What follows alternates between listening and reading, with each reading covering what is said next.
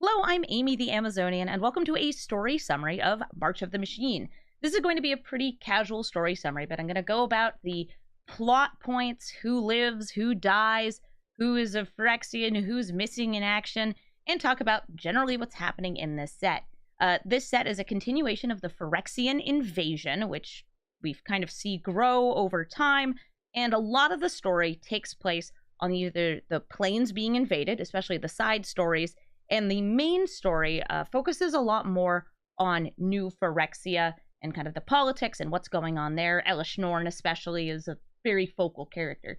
So I'll just go by chapter, and I'll give a short summary of the side stories too, just so you know what's going on the planes. March of the Machine has a lot of death, but most of it is not planeswalker death or even named character death. But a lot of people have died across Multiverse, because it turns out that the Phyrexians are very, very good at what they do. And what they do is complete people. They use Phyrexian oil to turn people into Phyrexians, which typically are pretty mindless drones. Occasionally they have some individuality, especially the more powerful people or planeswalkers. In previous sets, they've kind of established, oh, we have the reality chip, so now we can actually complete planeswalkers, and they can still planeswalk. But they've made this big tree, Realmbreaker, which connects the multiverse from New Phyrexia. Now every plane can be accessed. So the Phyrexians put a multi-pronged attack into effect, and that starts in Episode 1, Triumph of the Fleshless. Triumph of the Fleshless is Elish Norn has captured the invading planeswalkers and completed a good number of them too. She's like, hey, you know, I'm going to send you guys home as a message. That's right. I'm so confident in my ability to win that I'm going to send Kaya and Kaito and Chandra, or whoever else is here, back where they came from. I guess Chandra's not here. She finds out later. You'll find her in the next chapter. Here we go. Kaya, Kaito, and Tyvar. 3 worms. If you're wondering where the Wanderer is, she already vanished. She disappeared. If you're wondering where Elspeth is, she, at the end of the previous set, planeswalked into the Blind Eternities with a currently exploding Silex filled with Jace's oil and blood. Elish Norn says, hey, you guys, you can leave. I don't even care about you. You're so inconsequential, you can do nothing. Go tell people of our incoming invasion. Anyway, you should serve me because I'm the biggest and the bestest.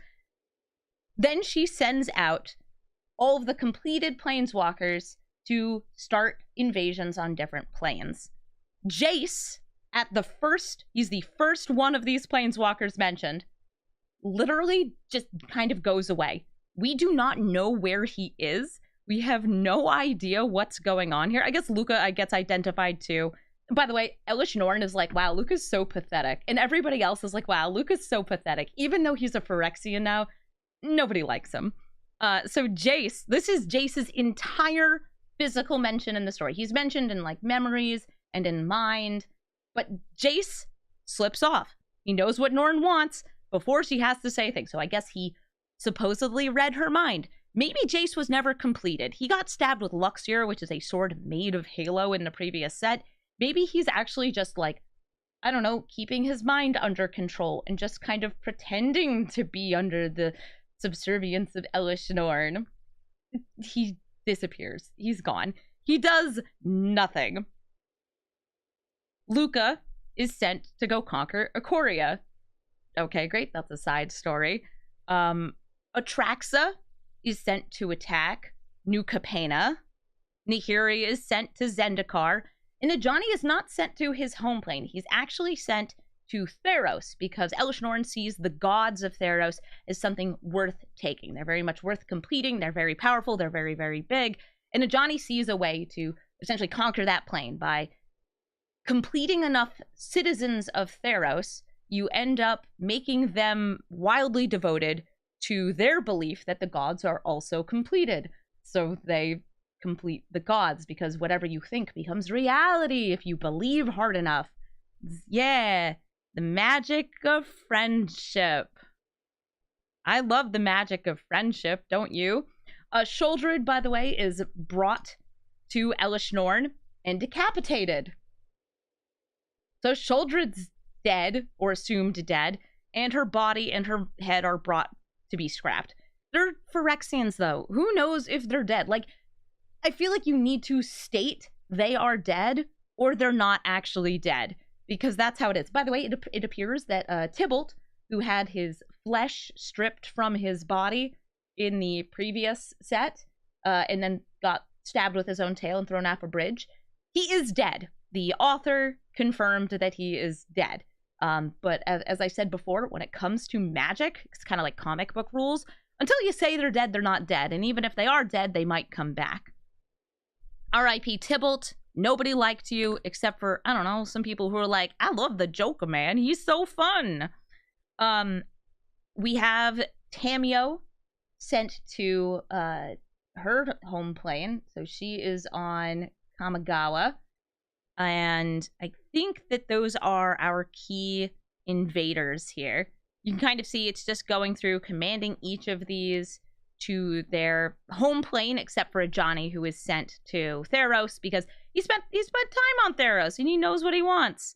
And you actually see a little bit of like hesitancy, like Tamio loves Kamigawa, but she wants to see Kamigawa under Phyrexia because that is for the betterment of all. It's fine. Yeah, it's totally okay. You can see right here. This is a depiction.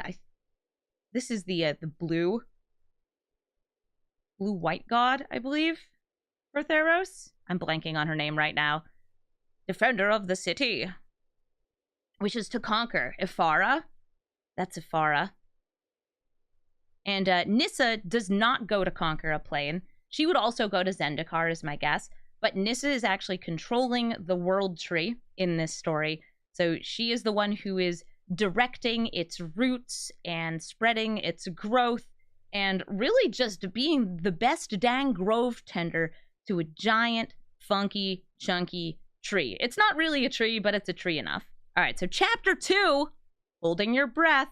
We leave New Phyrexia and we go to Dominaria, where everybody is hanging out at Liliana's manor.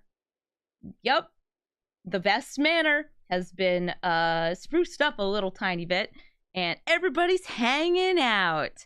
They're in a safe house. It's not actually the manor. It is, you can see here, it's one of Liliana's cabins. But Liliana, I guess, agrees to help coordinate the effort between all the planeswalkers, which to me seems very un-Liliana-like. It's fine. Later on, she's like, yeah, I guess we should all go defend the planes that we have loyalty to. Bye. The messengers return to these safe houses. And they say, hey, actually, we failed. We didn't blow up the Realm Breaker. And now the Phyrexian invasion is starting. Sorry about that. Oops. We did a big whoopsie-doopsie. Yeah, you guys screwed up a little bit. You could have blown up New Phyrexia and taken out, I don't know, part of the planes it was connected to. It would have been fine. I think Jace was right when he tried to blow it up. Ren and Chandra form a plan because nobody else wants to attack New Phyrexia. They essentially just want to defend against the invasion. So Chandra and Ren are going to go to New Phyrexia to attack the World Tree. That comes back up later. There's not that much else communicated here. It's really much just like, this isn't over, it can't be. Oh no, I can't believe that we got this far. Tyvar goes back to Kaldheim to defend Kaldheim. Liliana goes back to Strixhaven to defend the students there, which does not feel very Liliana-like, but sure. You'd think that she would just be like, I protect me and my own, because that's all she ever wants to do. The Wanderer doesn't show up very much, so it's just kind of assumed that she's handling stuff over on Kamigawa.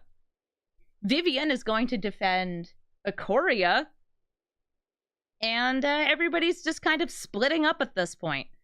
The early stages of the invasion are starting to show up, which on every plane, you just see the Phyrexian symbol appears all over the place. It's in the sky, it's in the T, it doesn't matter, it's showing up all over the place. And yes, I guess Liliana choosing to help others and protect people is character development. Or she lost her immortality and she's like, I don't know, YOLO, let's go. I decided I love these children, but I still want to bully these children. Apparently in like the previous story, when she was just being particularly moody, she was like, I'm just going to start failing kids because I'm not in a good mood. It's like, yeah, you would do that. You would do that, Liliana. It's great. So we have everybody splitting back up, and now we have a few more stories that take place on different planes. So we have Mother, Son, and Story. This one is on Kamigawa. The completed Tamio is on Kamigawa. She has corrupted Beside-You. She is actually doing a pretty good job on the invasion, but Kaito runs into Tamio's adopted son, the sweet little rat baby Nashi. And he says, where's my mommy? I want to see my mommy. That's so sad. I guess Kaya's here too. No, Kaya's on Ravnica, it looks like. Yeah. Kaya is on Ravnica, my mistake. You can see here, this is the Parhelion being destroyed by a giant Phyrexian worm. Rip Parhelion too. Back to Nashi though. So Nashi encounters his mother. She has enough of her original soul left that she hesitates for a moment and unlatches her iron-bound scrolls. Tamio is killed. Kaito does a good job. Good job, Kaito. You ninja'd her so nice that Tamio gets real stabbed and whatnot. And Nashi has to see this happen after he attempts to break his mom out of the hold of Phyrexia. It doesn't work. I'm sorry. Yes, F's in the chat. The Wanderer did? I'm sorry. The Wanderer came in with the steel chair. They all worked together. It was teamwork. Kaito caught them as they were falling, things like that. It's the big slash, yeah, because the Wanderer has a big sword and she slashes things. By the way, since the Wanderer was introduced, they've pretty much retconned everything about her. She no longer wears a mask. She's not horribly scarred. And she doesn't seem to have kinetic energy attacks anymore. So just whatever. Just make stuff up. Who cares? Tamio unbinds her scrolls. Her physical body is dead.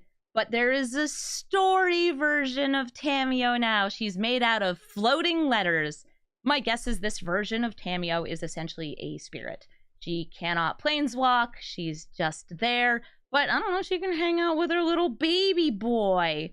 With her little baby boy, rat boy. Okay, here's the art. Here's the art of the Wanderer given a big slash. The Wanderer, as she does, just kind of shows up and leaves and shows up and leaves. Sometimes with dragons. This time with a dragon. Yeah! So that is our completion here of Kamigawa. The invasion is still happening at this point. Pretty much on every plane, the Phyrexians are winning, even if whoever is championing them, whichever like general there is, has died. The Phyrexians are very hard to defeat. That makes sense. Episode 4, Chapter 4, Beneath Eyes Unblinking. Tyvar Kell gets back to Kaldheim. He joins his brother, Harold, and they fight Phyrexians. Tyvar, determined to be the bravest boy that ever was, jumps into the mouth of a completed serpent, which is probably not Coma. I believe Coma is wound around the world tree, and this is a different serpent because it's called a sea serpent later, and I feel like Coma's not a sea serpent. He's the big old world snake. He's a gigantic snake. It's fine though. Later on in the story, Tyvar does emerge from the mouth of the beast. Well, actually, he emerges from the ocean, and he's like, "You'll never do better than that, nerds. I'm the buffest ever." And he probably flexes a whole bunch. So everybody on Kaldheim appears to be fighting the Phyrexians together. Wow, it is really unity. So there's like a theme on this whole set, you'll probably see the team up cards of unlikely matchups. So you have people working together who might not work together. For this plane, it's Essica and Inga Rune Eyes have a card together. They're working together. What's weird about that is Essica should be dead. At the end of the Kaldheim story, she was mortally wounded. Now, I don't know if you guys have like a different definition of that, but that means you're going to die. So I guess she didn't die. By the way, the only thing that's not really mentioned is I guess the demons of Immersturm aren't really helping out, but I'm sure they showed up a little bit. And you can see here, like, this is Toski. Toski's been completed. Poor baby. Poor baby. There was a revealed card in March of the Machine that says she got better. Yeah, it's, 2 years later, however many years ago Kaldheim got out. Now we have an invasion on Kaladesh. Saheeli and Pia are defending. Pia's not a planeswalker, but it is, Chandra's mom, so she's pretty important. And she's like, I want to have tea again with my daughter. And Saheeli, who is now girlfriends with Watley, is defending the plane in the funniest way possible. She's like, dang, my girlfriend has so many dinosaurs. What if I made dinosaurs? And so she made dinosaurs. She made giant metal dinosaurs to fight against the Phyrexians. And I appreciate that. I assume that we're going to get some cool art of it. Then we have Atraxa, who is on New Capenna. Atraxa is like, dang, there's so much beauty. I hate beauty. Why do you guys make so much art? There's a lot of art in the Maestro's headquarters of the old Phyrexian attack. And there are still some Phyrexians, like, inert or just, like, hanging out on New Capenna. I guess that's just kind of happening. Atraxa goes through a museum, she attacks things, and she shows up in one of the side stories later. She's just kind of, like, conflicted about how did these people ever beat us? But the answer is angels. Because it turns out that Halo, created by not just the angels here, but all angels have some version of Phyrexian fighting capability. They're going to be one of the Deus Ex Machinas of this set. Oh boy! The way that Atraxa is defeated is not in the story, it's in one of the side stories. But the very quick summary of that one, because I feel like it's best to mention it here because nothing else is ever mentioned about New Capenna that I remember other than the angels coming out. The Riveteers drop the entire upper part of New Capenna, this is Park Heights, on Atraxa. Don't bring an angel to a building fight.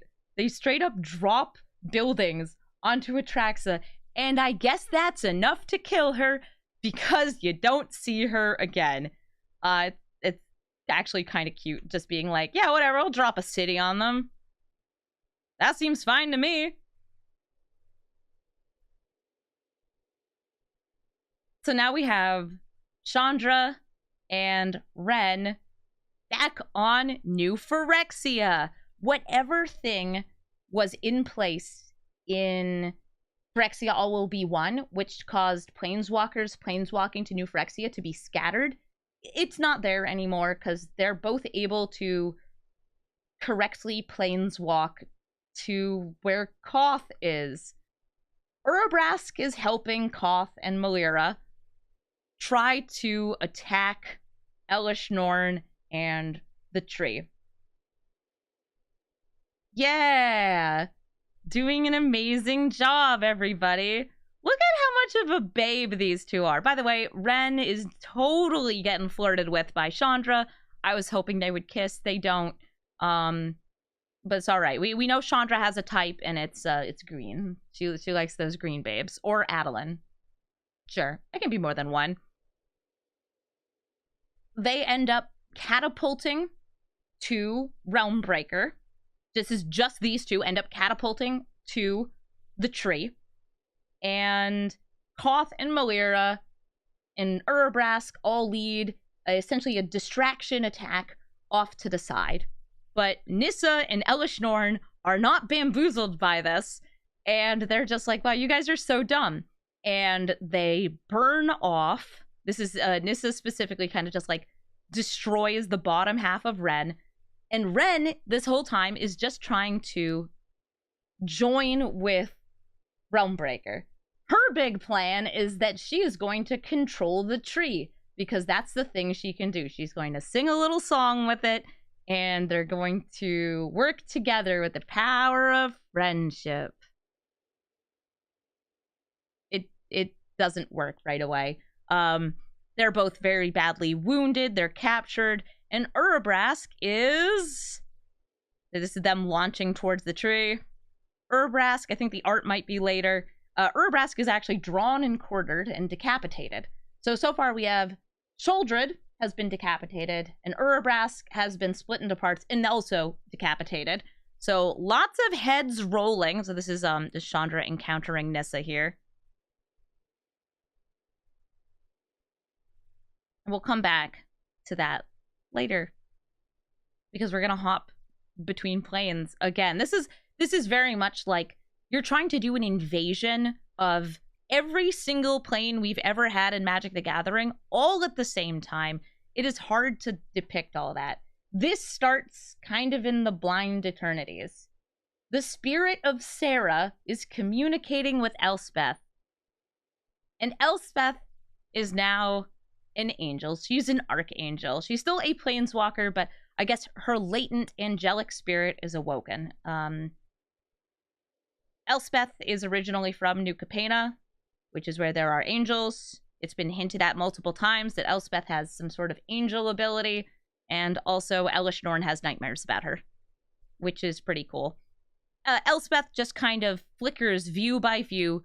She is allowed to re-enter the multiverse from the Blind Eternities pretty much at a point of her choosing. So she is witnessing the attacks, and she gets to pick where she wants to go. She gets to see, like, a Johnny corrupting a priestess to help corrupt the gods, things like that. She's like, oh no, Theros, my home, because she spent a lot more time on, like, Bant and Theros, so Alara and Theros, than she did on New Capenna. That's where she was a little baby girl. And she's like, Sarah, mommy, where are we going? So here's Urabrask being drawn and quartered. Why has he gotta look like this, though? He's getting pulled apart for scrap, is essentially what's happening. They're gonna recycle him! Remember, guys, recycling is cool. You should definitely reduce, reuse, recycle. In that order. And Elspeth is like, all right, so I have one chance. I could re-enter into the realm to stab Elish Norn, because she wants, essentially, revenge against Elish Norn, but instead chooses to defend, I believe it was Karn, against a strike from Jin-Gitaxias off to the side. They're all in the same place. You have the captured Chandra, you have Ren, they're there, you have Koth, Melira is there, and you have Karn's head. Karn at this point is still just ahead. They're all hanging out now. They're all captured by Elish Norn, and she's going to execute them to essentially teach them all a lesson. So she appears. Ba-bam. Jin-Gitaxias raises his claws, and Elspeth's sword is there to meet them. So she ends up saving that group from Jin-Gitaxias, who is still currently serving Elish Norn. Even though we know Jin-Gitaxias is like, oh yeah, I'm gonna backstab that girl in like 5 minutes. Why would I ever work for her? I'm smarter. I'm so much smarter. I'm a big blue boy. All right. Divine Intervention. Is that the next one here? Divine Intervention. Remember how I said that angels are the big secret? They sure are. Oh boy. So we have Archangel Elspeth. You can actually see this is how they revealed the card. This was shown in the trailer as well for the set. She's an angel now. She's very cool looking. She's very powerful. This card is very strong. And she is attacking. But she can't do it on her own. But she is enough to help make a path for Ren to bind with the World Tree. Yes, if you zoom in very closely, you can see she's wearing pinstripe pants under her armor, and it's my favorite detail about that art. She does look kind of like me. Assuming that we, like, you know, take some artistic license and make me into, like, a turbo babe, which I'm super here for. Norn is like, we have to kill that stupid angel. I hate her so much. And everyone else is like, okay, I guess. Sure. We have mention of the fact that Karn is using Venser's spark. That will come up again later. You gotta plant that seed. Speaking of planting seeds, while the big defense is happening, is it in here? Elish Norn gets stabbed and broken. She's still very much alive, but she's not as strong anymore. Boom. And now we have Ren and 8. Ren and 8 is the remaining Mirren forces, so the people led by Koth and Malira, carry Ren's top half, because she doesn't have legs, to the tree. Nissa is like, stop that, and there's also some fighting there. Ren successfully bonds with Realmbreaker. It's very reluctant, and she's very much like kind of overshadowing the will of the tree, but it's because she has a plan, and the plan has to do with Teferi. The last time we saw Teferi, he was lost in time, and then he was on Zalfir, the phased-out continent of Dominaria. It turns out that the phasing out didn't even stop time. It was just existing in essentially a pocket of the blind eternities that is inaccessible. So Ren's plan is to use her navigation of pathways, and she's had this before, to swap Zalfir and New Phyrexia, to essentially put New Phyrexia into that little pocket void that Zalfir was in. By the way, Teferi is the one who phased out Zalfir, and he did it to protect them. Yeah, don't think too hard about how Teferi got to Zalfir, because it doesn't really make sense. And I think the Wanderer showed up at one point too, and she was like, "The hell are you doing here? What's going on? I don't understand. Whatever, I'm here. It's great." Yeah, it turns out that you can phase out a place, but bringing it back is an awful lot harder. I actually thought that the set Dominaria United was going to be Zalfir phasing back into Dominaria. Zalfir is its own plane now. It's its own place. Great. So we have Ren essentially sacrificing herself to execute this plan. She ends up creating a portal, because this tree can open up these portals, opening a portal to Zalfir. Zafir's army comes in, just stomps Elish Norn. Jingataxis is like, yeah, guess what? I was going to be leader anyway.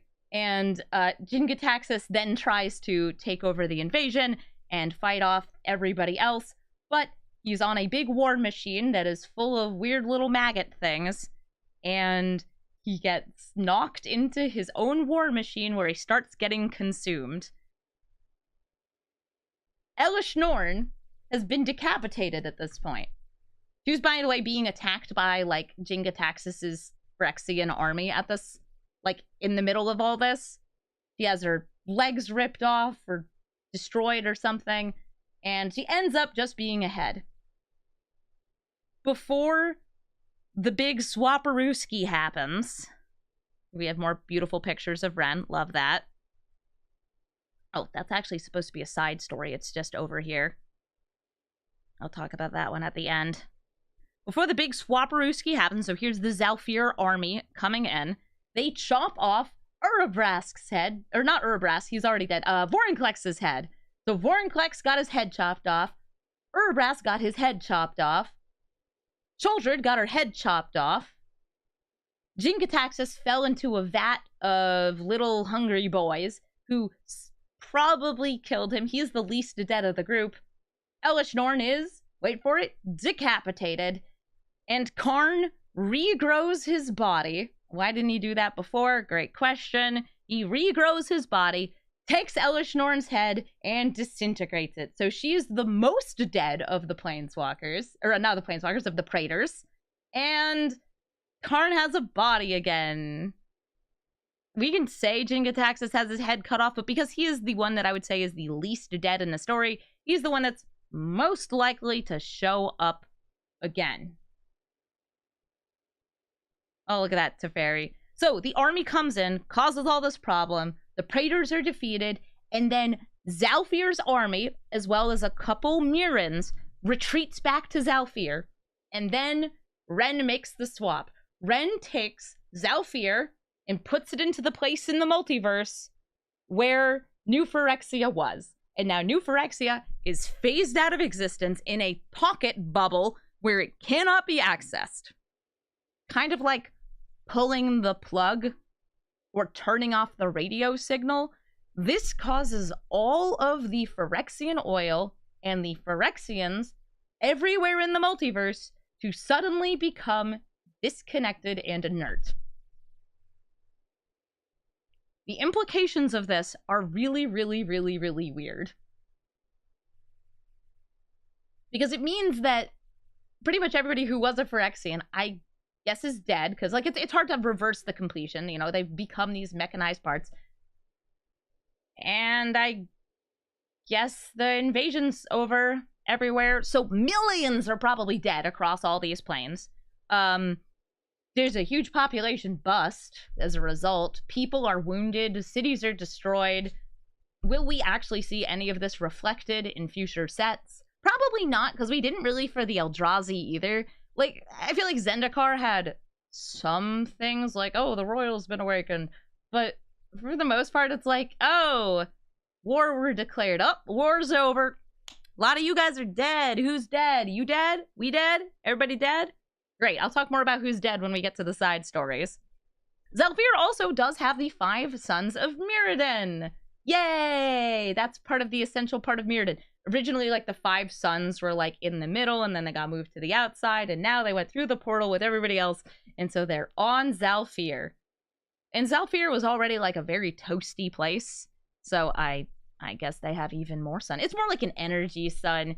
The people who made it to Zafir are some random Mirrans, Koth, Melira, and Thrun. Yeah, the last troll survived. Melira, though, is dying. And as this happened, they also brought the inert bodies, because of this destruction of New Phyrexia, of Ajani and Nissa through the portal. So you have dying Melira, unconscious, but still Phyrexian, Ajani and Nissa, Karn who regrew his body, and they need to solve the problem of, dang, we Phyrexianized all these planeswalkers, but we don't want to kill them. We don't want to kill them. By the way, it's also kind of implied that the reason why this happens is because Elish Norn messed with the oil and made it only respond to her. It's not super clear in the story, but it's kind of like it should be able to act on its own, but it's not going. This is kind of like when they destroyed Yawgmoth in the old Phyrexia stories and locked him up. Melira uses the last of her energy as she's dying to purify the sparks of Nissa and Ajani. This is, I think in the next story, there's the picture for it. This is the destruction of the head. There we go. Aw, he's so happy. I'll talk about what that is in a minute. Ren is dead, by the way. She sacrificed herself. Karn uses the remains of his spark, which is Venser's spark, to purify the planeswalkers with Melira's help. So Melira is dead. Karn does not have a spark, and he just lives on Zafir now, I guess. And Ajani and Nissa are just cleared of their Phyrexian influence. And I guess it didn't really matter that they were half metal at one point and, you know, their body parts were replaced. They're fine now. They're fine, okay? Don't mourn. And then whatever, Tamio's dead, but she's a spirit thing. It was a very intense detox. They did a big juice cleanse. And now they're not Phyrexias. Like, you could see, like, a Johnny growing his fur back on this art. This is an art of a negate. It's very strange. As they return here, by the way, there was a seed left behind when Ren was engulfed in the flames of her power, making this big swapsy. Teferi took the seed and planted it on Zafir. Hopefully it will grow into some new dryad. Maybe not even a planeswalker, just like a dryad who hangs out and is like, "Sup, everybody? How's it going?" So I guess those are some of the losses of the story. So now I'm going to go over to some of the side stories. That side story is in the wrong place. I don't know why it's here. Side stories. Yay! Who's ready to hear about what happened on Arcadius? You? Nobody? Okay, well, I like Arcadius. This is, by the way, where Strixhaven is. Arcadius is the name of the plane. The dragons don't show up at all, so the students are defending Strixhaven. Yay, kids! The 5 kids who were like, I'm gonna call them the teacher's pets from the first one. They're the ones who all the stories followed. You have Killian, you have Dina, you have Zimone, Rutha, and Kentorius. So those are the kids. And they're working together to get to the Biblioplex so they can find essentially the heart of the plane. A lot of the teachers of Strixhaven have already been completed, and they are hunting them through this library. So they're doing their best to stay safe. At one point, they're attacked by Phyrexians, and Killian's dad defends them. That's Embros. He defends them from the other Orzhov Dean, the bird guy, and is like, oh, bird girl, by the way. Apparently I had my birds mixed up. And they're able to escape and get to the heart of the Biblioplex, where they do an incantation to try to restore the school. So this does not restore the plane. This is literally like, there was an incantation said to create this school. And if we say it again, we will revert the school to that state, which will temporarily at least repel all the Phyrexians. It seems like a fine plan. Liliana is here. Liliana is actually defending all the students in the dorms. So she's like, I'm going to send these children out to do the hard work. So yes, it's very lucky they had one of each faction to represent each dragon's part of this incantation. And they do it. They're reading it. They're doing a great job. Good job, everybody. But then Rutha gets distracted because the Phyrexianized Dean Desari starts negging her. So Kentorius, that's the elephant guy here, picks up her piece and starts channeling the energy for both of them. But this is so much power that he disappears. They do successfully restore Strixhaven, at least temporarily, to what it's supposed to be, and Kentorius is a newly sparked planeswalker. He's thinking about Will and Rowan as this happened, so my guess is he planeswalked to wherever Will and Rowan happen to be. If it's on the school, if it's back on Eldraine, we don't know. So we now have our planeswalker elephant boy. He doesn't show up as a planeswalker in the cards in the set, but he might in Aftermath. Yay, a Loxodon Planeswalker! I know! There's a theory that he'll show up in the next set, which is Ixalan, because he's an archaeologist, and it's the Lost Ruins and the Lost Caverns, I guess. His whole thing is like, he's a very talented young boy who got expelled from military school, but he found the Lost City! Oh, the next set is Eldraine, sorry. So he might show up on Eldraine too, and then he'll show up on Ixalan. Sounds good to me. And then this is just a little bit of Liliana trying to heal all the students while being like, you suck at healing. You suck at healing. Everybody here's doing a bad job. Move out of the way. And that's the story. Yay, Kentorius disappeared. Ready for the next one? Yay, I'm ready for the next one. Aquaria, survival of the fittest. Luca is on Aquaria. and he has felled the city of Drannith. And he's a meat monster. By the way, this story was written by Roy Graham. He's the head of story for Magic right now. He's a pretty cool guy. I met him at a party. This is very relevant to everything that's going on here. Because I talked with him about this, and he was like, yeah, I want to kill more characters. Let me kill more characters.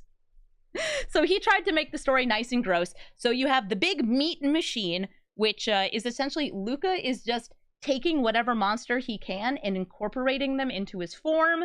And they're building a little shell around him. And he is the mech pilot of the meat mech. And it's great. He's attacking the people that have escaped to Drannith after destroying the city.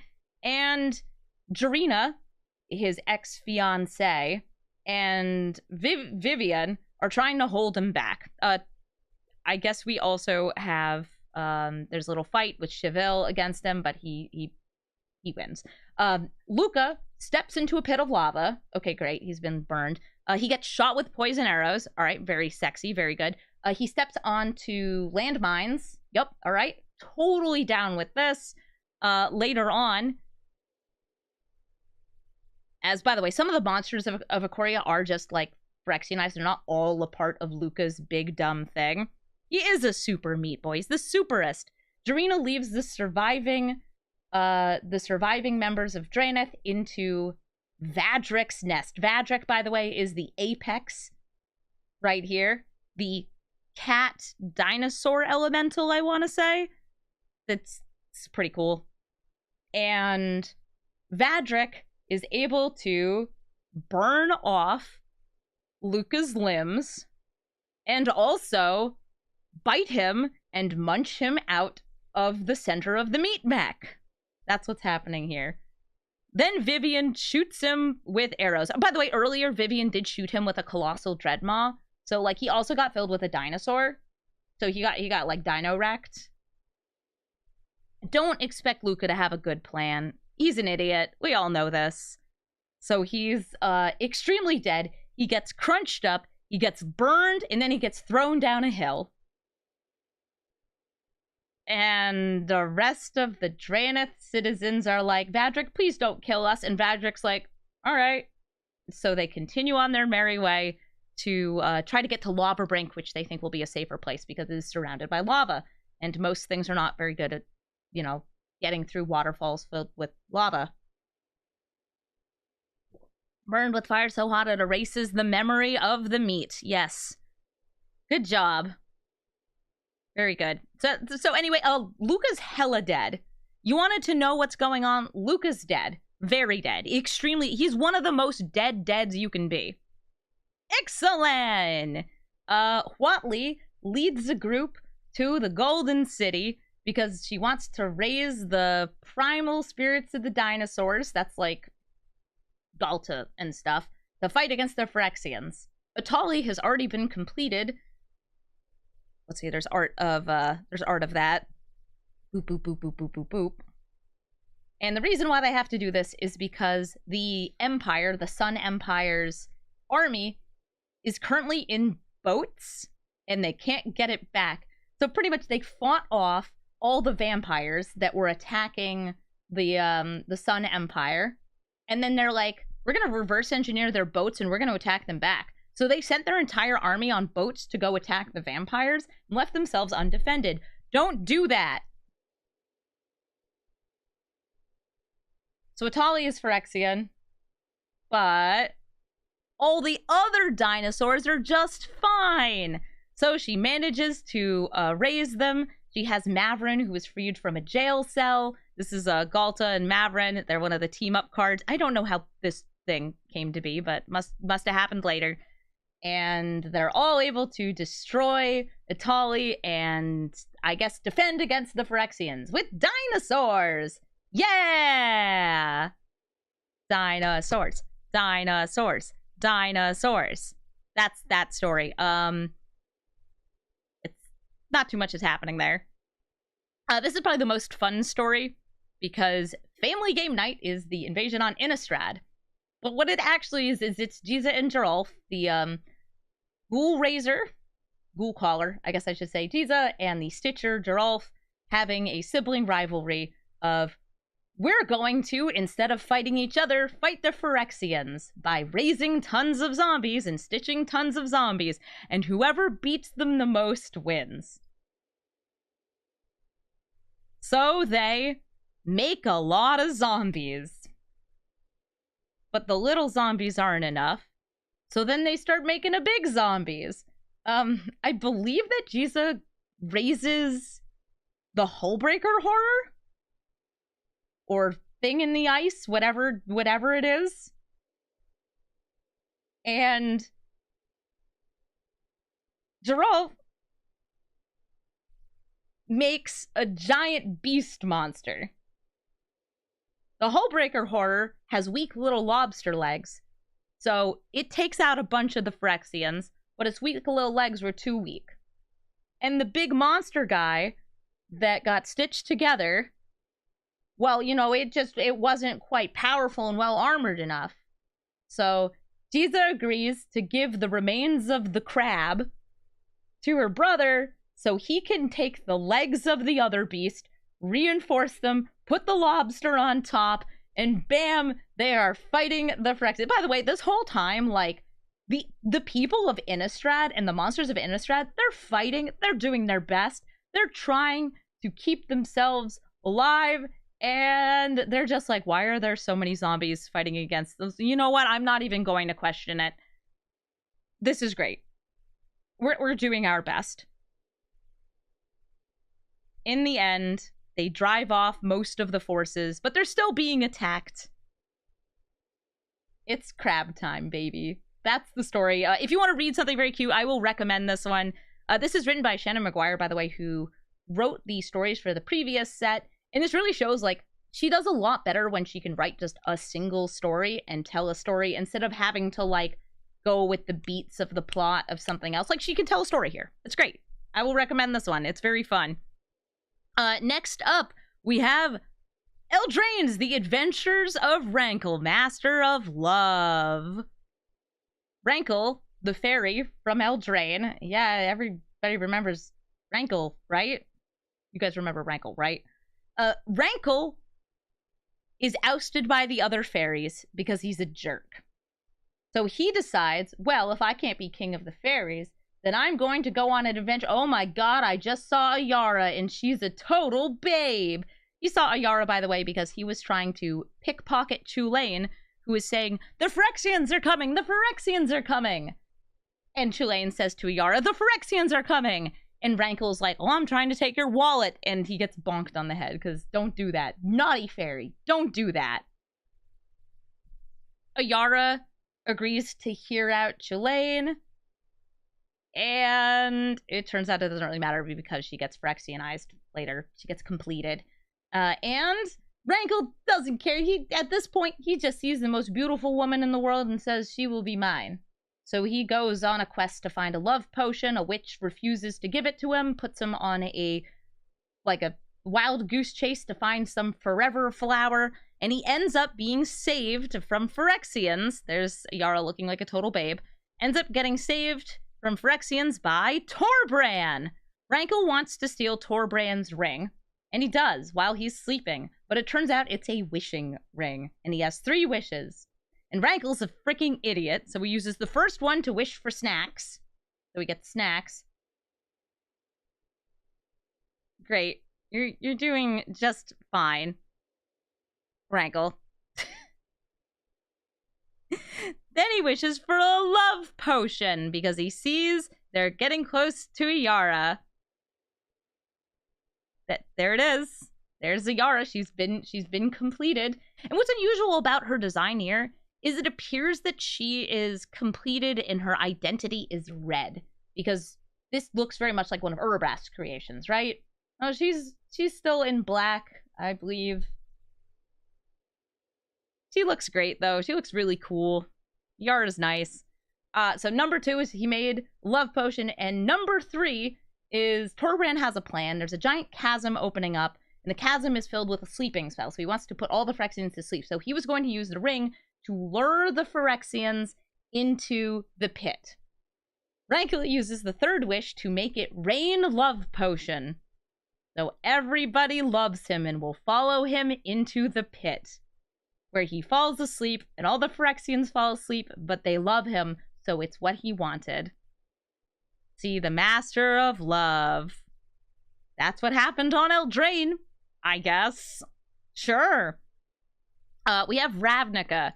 Ravnica's from the point of view of Vraska, but mostly of Vraska's subconscious. Vraska had a pocket of her mind kind of carved out by Jace. So if something horrible were to happen, she would still live on in this little pocket of her mind, like her being completed. Thanks, Jace. That's great. She gets electrocuted by what might be an artificial halo by Ralzeric. She gets crushed by some rubble, and then she doesn't show up. So Vraska's body is missing in action, and so is Jace. That's great. But the Phyrexian, the completed Vraska, did lead a vicious campaign on Ravnica. She ordered, as vengeance for what happened to her and the other Gorgons who were imprisoned by the Azorius, to have everybody's eyes removed. So she's blinded a considerable part of the city.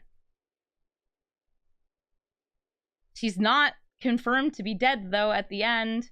She did cause a lot of damage. And yeah, Vraska's missing. Who knows where she'll be?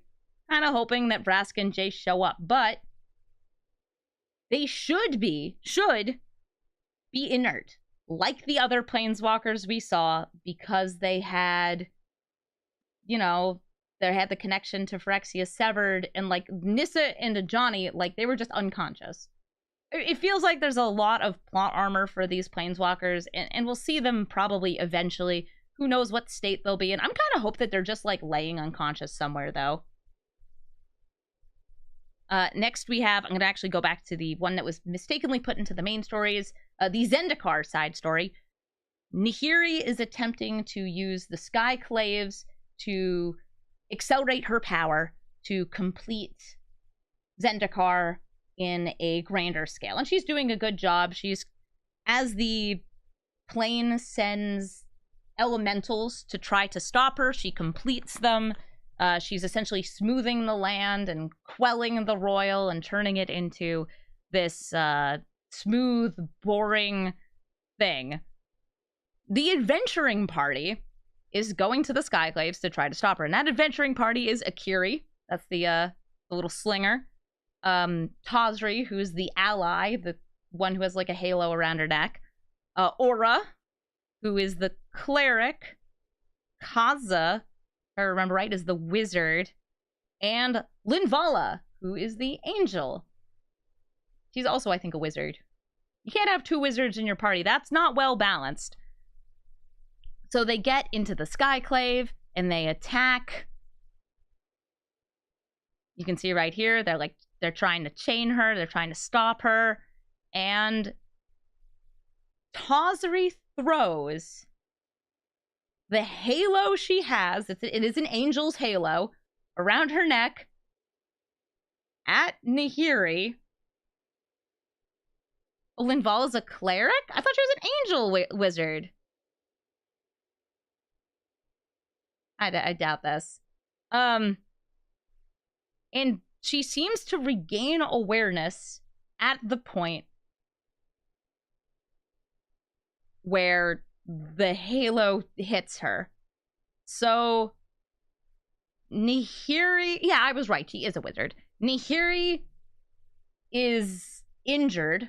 The Skyclave is falling with her in it. She's a planeswalker, though, so she could just disappear. She's also a lithomancer, so she could just survive by, like, making a pocket of rock and floating herself, because she's extremely powerful and extremely old. I do not think Nahiri's dead, and this is confirmed by the theory of she shows up in the art of the next set, but she appears to be not completed.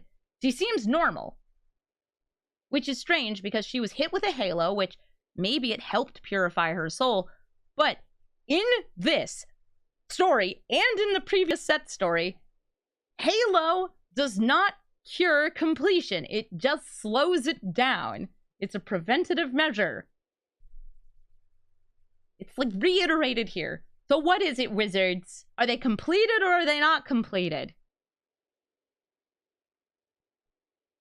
Yeah, in March of the Machine Aftermath, we have an image of Nahiri looking just fine. And I do not know why. Is she desparked? I don't think so. We know that Karn was desparked, and Tamio, I assume, doesn't have a spark because she's just a spirit now. Maybe they just did a bad job explaining what's happening to these various planeswalkers, but they have some sort of plot armor, and it just won't quit. So what happened on New Capenna? I believe I mentioned it briefly before. The Riveteers drop an entire part of the city on Atraxa, and they destroy her. Also, there's a wedding! Yay! Errant and Parnesi are wed.